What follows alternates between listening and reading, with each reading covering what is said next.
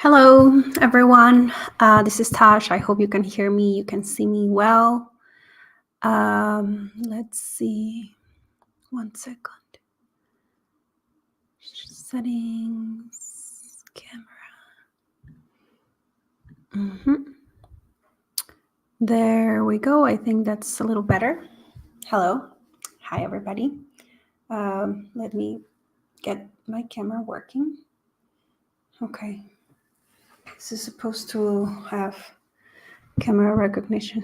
1 second. Yeah, sure. Let's see. Okay, let's try these. Awesome. Now we're here.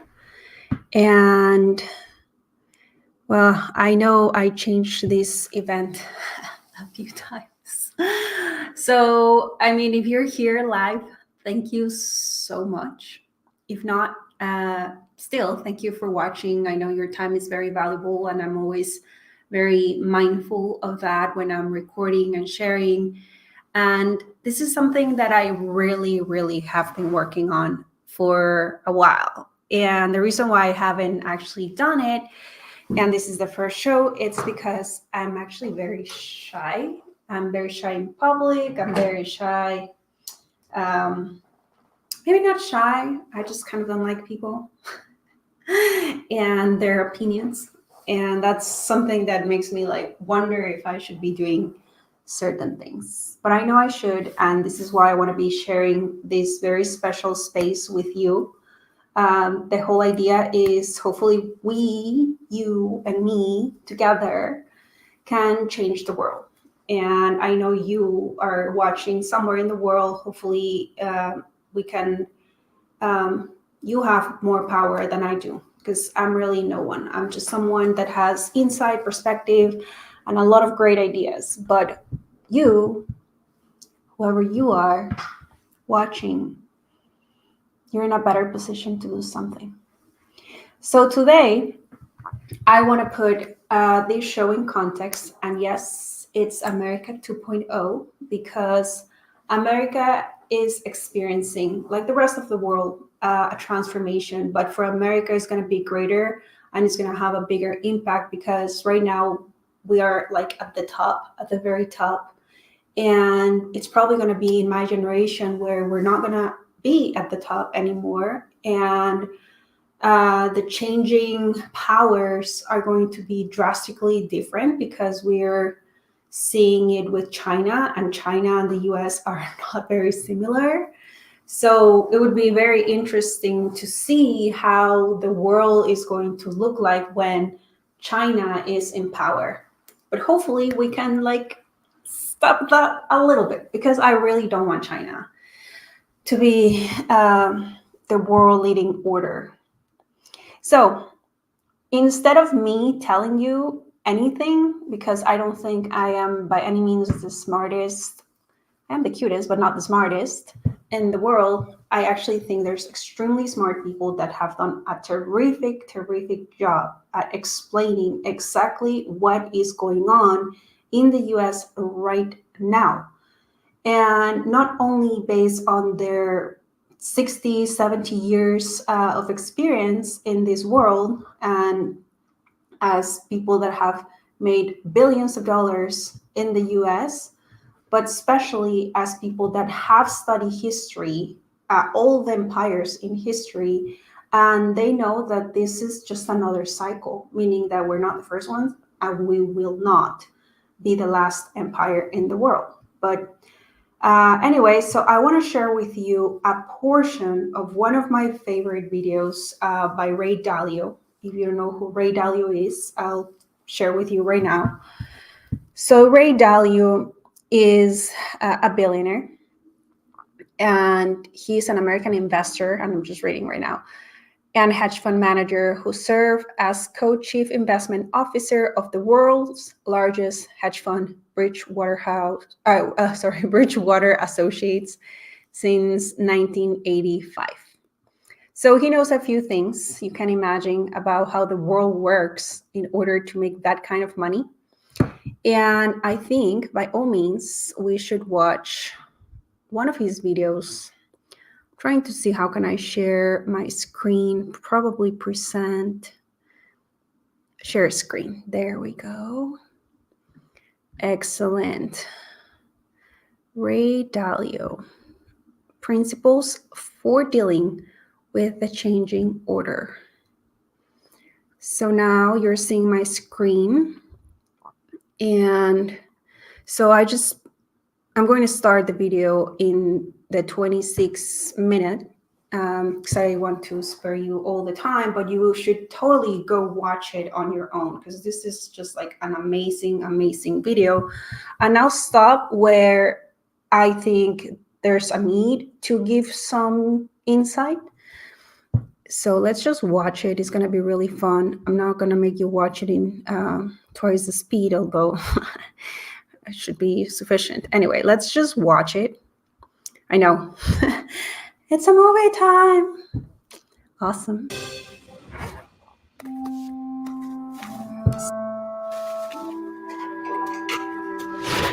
While in the top phase, most of these strengths are sustained, embedded within the fruits of their success are the seeds of their decline. As a rule, as people in these rich and powerful countries earn more, that makes them more expensive and less competitive relative to people in other countries who are willing to work for less.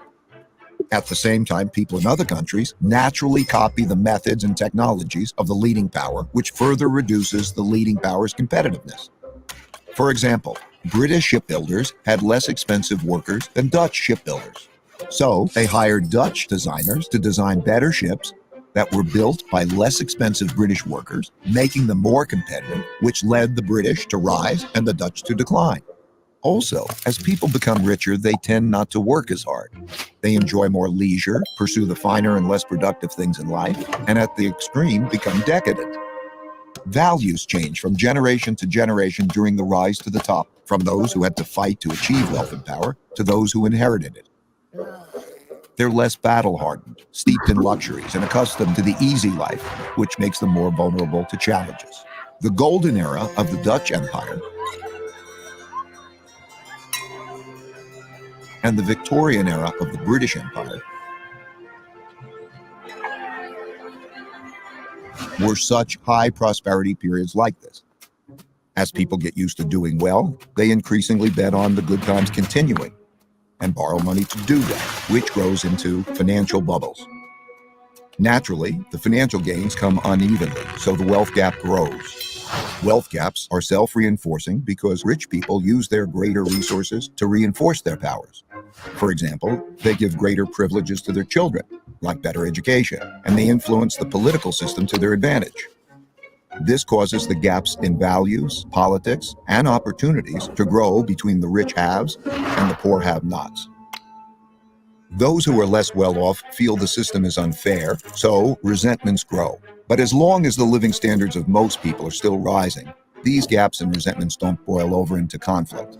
Having the world's reserve currency inevitably leads to borrowing excessively and contributes to the country building up large debts with foreign lenders. While this boosts spending power over the short term, it weakens the country's financial health and weakens the currency over the long term. In other words, when borrowing and spending are strong, the empire appears very strong, but its finances are in fact being weakened. The borrowing sustains the country's power beyond its fundamentals by financing both domestic overconsumption and international military conflicts required to maintain the empire. Inevitably, the cost of maintaining and defending the empire becomes greater than the revenue it brings in, so having an empire becomes unprofitable. For example, the Dutch Empire overextended around the world and fought war after increasingly expensive war with the British and other European powers to protect its territory and trade routes. The British Empire similarly became massive, bureaucratic, and lost its competitive advantages as rival powers, particularly Germany, soared, leading to an increasingly expensive arms race and world war. The U.S. has spent about $8 trillion on foreign wars and their consequences since September 11, and trillions more for other military operations and for supporting military bases in 70 countries. And it still isn't spending enough to support its military competition with China in the area around China. In this cycle, the richer countries eventually get deeper into debt by borrowing from poorer countries that save more. It's one of the early signs of a wealth and power shift. This started in the United States in the 1980s when it had a per capita income 40 times that of China's and started borrowing from Chinese who wanted to save in dollars because the dollar was the world's reserve currency. Similarly, the British borrowed a lot of money from its much poorer colonies, and the Dutch did the same at their time. If the empire begins to run out of new lenders, those holding their currency begin to look to sell and get out rather than to buy, save, lend, and get in. And the strength of the empire begins to decline. The decline. The decline comes from internal economic weakness, together with internal fighting, or costly external fighting, or both. Typically, the decline comes gradually and then very suddenly. When debts become very large, and there is an economic downturn, and the empire can no longer borrow the money necessary to repay its debts, the financial bubble bursts. This creates great domestic hardships and forces the country to choose between defaulting on its debts or printing a lot of new money. It always chooses to print a lot of new money, at first gradually and eventually massively. That devalues the currency and raises inflation. For the Dutch, this was the financial crisis brought about by financial excesses and paying for the Fourth Anglo-Dutch War. Similarly, for the British, it was paying for its financial excesses and its debts from the two world wars. And for the US, it's been 3 cycles of debt finance booms and busts since the 90s, with the central bank stepping in each time with stronger measures. When the government has problems funding itself, when there are bad economic conditions, and living standards for most people are declining, and there are large wealth, values, and political gaps, internal conflict between the rich and the poor, as well as different ethnic, religious, and racial groups, greatly increases. This leads to political extremism that shows up as populism of the left or the right. Those of the left seek to redistribute the wealth, while those of the right seek to maintain the wealth in the hands of the rich. Typically, during such times, taxes on the rich rise, and when the rich fear their wealth and well-being will be taken away, they move to places, assets, and currencies they feel safer in. These outflows reduce the empire's tax revenue, which leads to a classic, self-reinforcing, hollowing out process. When the flight of wealth gets bad enough, governments outlaw it. Those seeking to get out begin to panic. These turbulent conditions undermine productivity, which shrinks the economic pie and causes more conflict about how to divide the shrinking resources. Populist leaders emerge from both sides and pledge to take control and bring about order. That's when democracy is most challenged because it fails to control the anarchy, and it is when the move to a strong populist leader who will bring order to the chaos is most likely. As conflict within the country escalates, it leads to some form of revolution or civil war to redistribute wealth and force the necessary big changes. This can be peaceful and maintain the existing order, but it's more often violent and changes the order. For example, the Roosevelt Revolution to redistribute wealth was relatively peaceful and maintained the existing internal order, while the French Revolution, the Russian Revolution, and the Chinese Revolution were much more violent and led to new internal orders. This internal conflict makes the empire weak and vulnerable to rising external rivals who, seeing this domestic weakness, are more inclined to mount a challenge. This raises the risk of great international conflict, especially if the rival has built up a comparable military. Defending oneself and one's empire against rivals requires great military spending, which has to occur as domestic economic conditions are deteriorating and the empire can least afford it. Since there is no viable system for peacefully adjudicating international disputes, these conflicts are typically resolved through tests of power. As bolder challenges are made, the leading empire is faced with the difficult choice of fighting or retreating. Fighting and losing is the worst outcome, but retreating is bad too, as it cedes progress to the rival and signals that the empire is weak to those countries that are considering which side to be on. Poor economic conditions cause more fighting for wealth and power, which inevitably leads to some kind of war. Wars are terribly costly.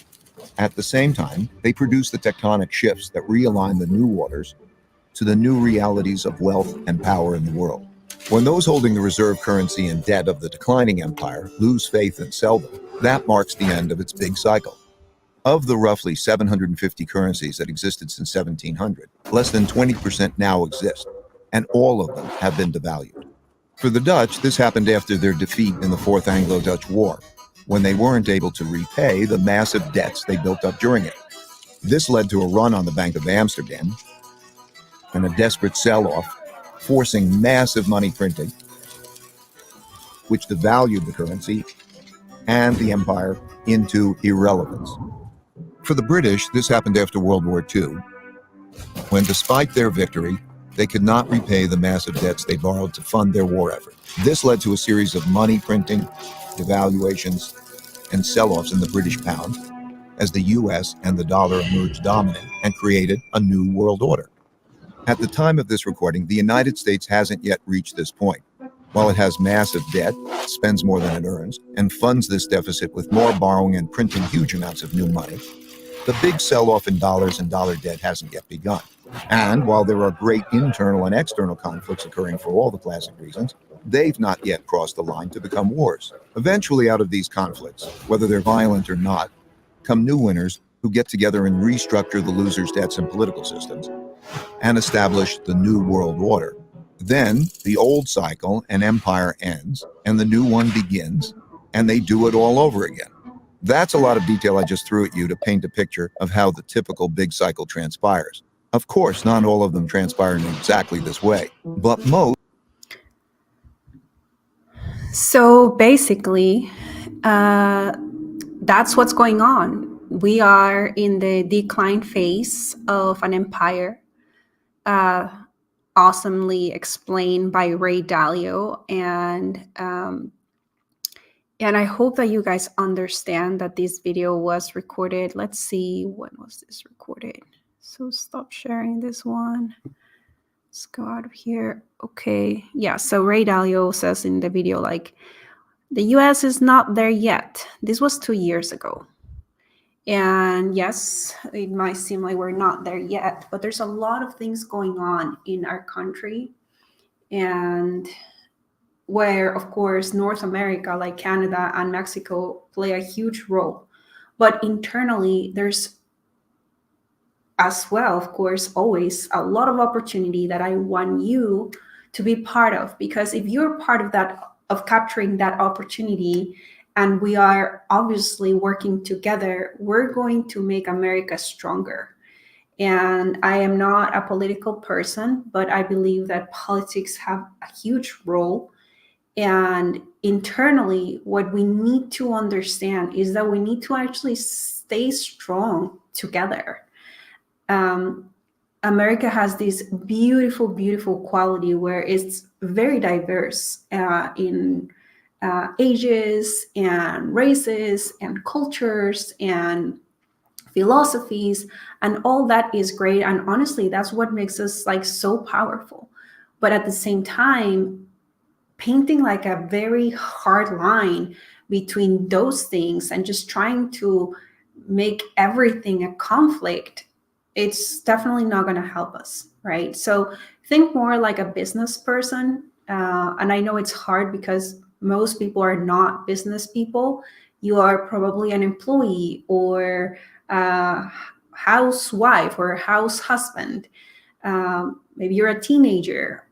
Maybe, you know, you're retired and you never worked in a business like mindset environment. But thinking like a business person is thinking less emotionally about things and seeing things in terms of like being objective and responsible and accountable for your employees, for your providers, for yourself, thinking in long term, like how can I grow? How can I not die in the first place? But so I hope this really puts a lot of the things that are going on in perspective. Now, one thing that Ray didn't mention in the previous empires, but it's absolutely true, and it's going to impact the world incredibly fast.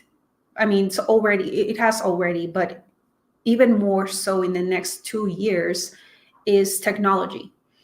And not only technology, but artificial intelligence on its own. It's just like, it's an entire entire new technology that it's available for people. And many years ago, I started talking about my fear of the gap. Because the gap, obviously, it's going to be financial as it already is, but it's just going to grow exponentially between those that know how to use technology and those that do not know how to use technology. Not those that have access to technology or not, because I mean that's the obvious gap. But I'm just talking about like people that know how to use it and people that do not know how to use it. And it's really up to us to learn how to use it in our regular lives, and to be curious and to be like exposing ourselves to what's out there.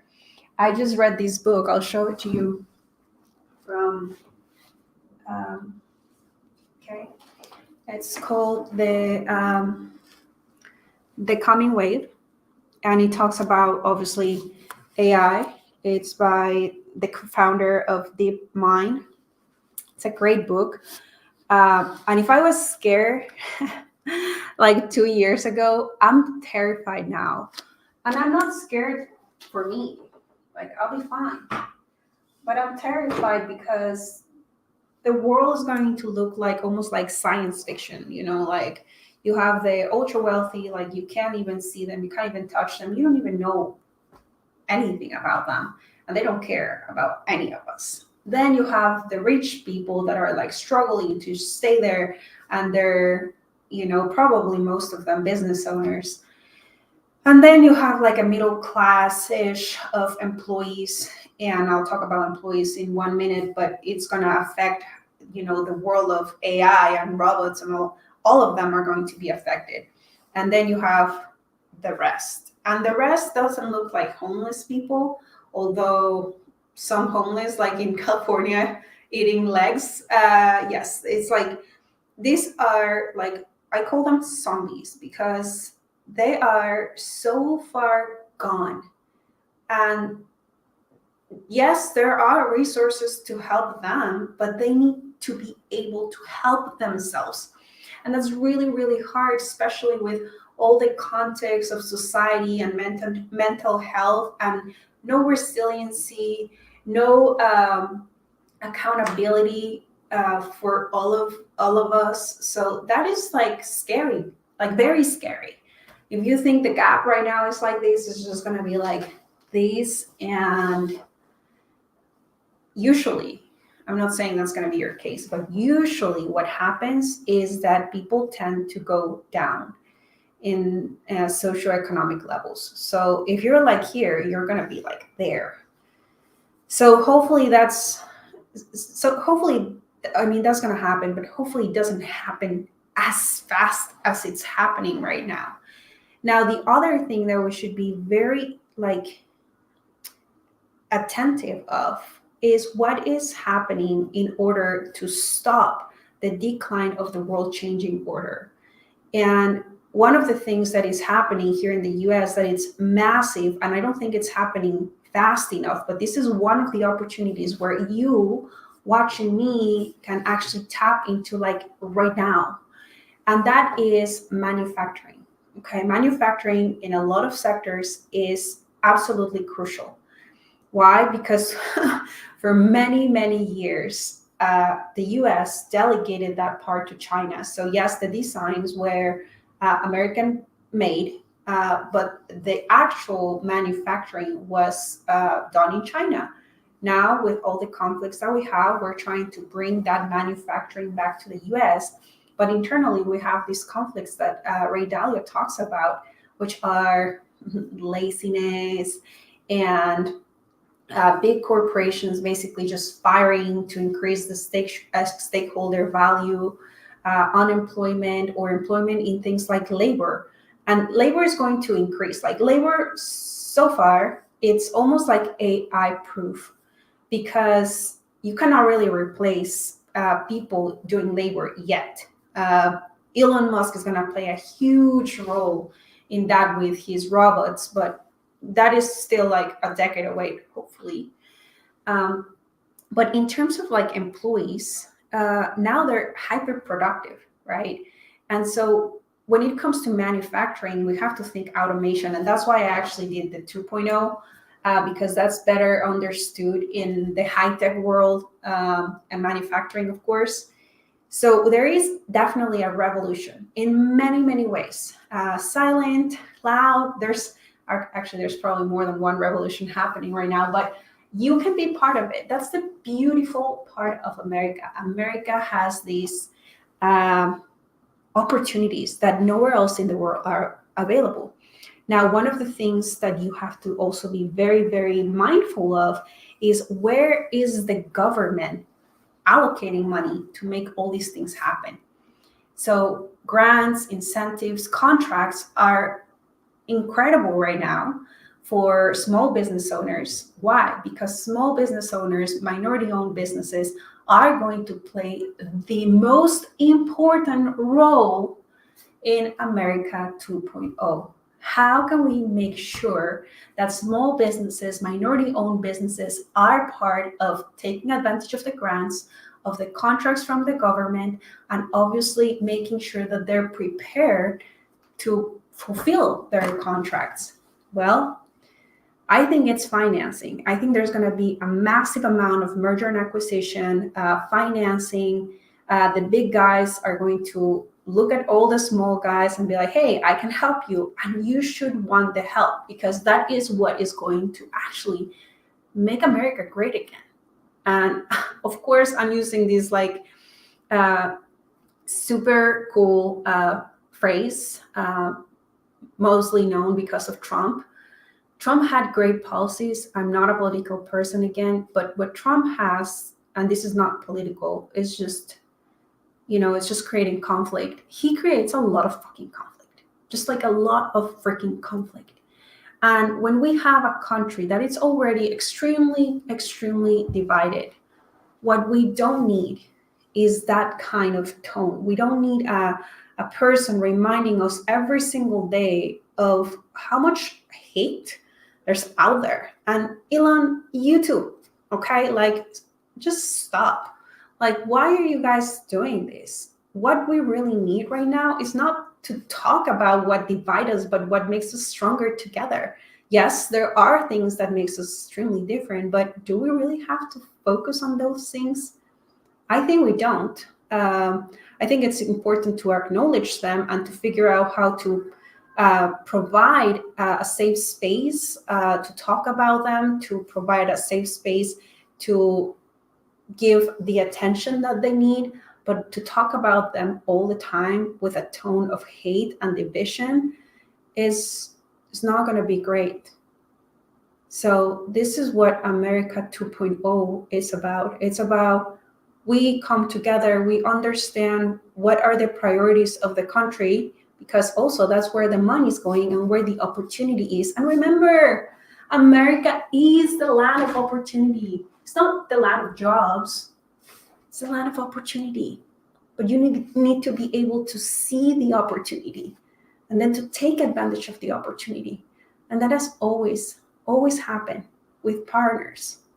So if you are a minority-owned business, a small business, you're going to get a lot of attention, but only if you're like a great business, right? There's a lot of M&A, as I said. There's a lot of credit going on. Take advantage of those. Go and find the government contracts that are applicable to you. It's crucial. It's crucial for the nation that you actually do that. Now, that information is not easily accessible. I know. But I'll share it. I'll share all the information, all the insights that I have. I want to help. And so hopefully you are in a much better position than myself to take the information that I'm going to be sharing with you and to make something great with it. And that's it for today. Thank you.